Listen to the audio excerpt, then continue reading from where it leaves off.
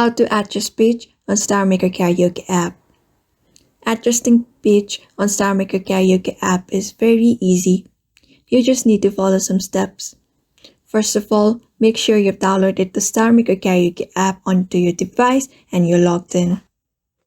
After opening the application, you'll see a page filled with lots of songs that you may want to record. Now just tap on Sing button and you'll get to a page where you can start. On the left side of the play button, you can see a button with adjusting signs. Just press on it. After that, you can see a word pitch on the third line with the plus and minus sign. To increase the pitch, you may just tap on the plus sign, whereas to decrease the pitch, you may just tap on the minus sign. In this very easy way, you can adjust the pitch on your song. After adjusting the pitch, you may record the song and press on the right button.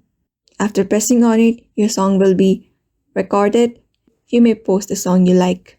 In this way, you can easily adjust the pitch on your Star Karaoke app. I hope this tutorial was helpful. Thank you for watching this video.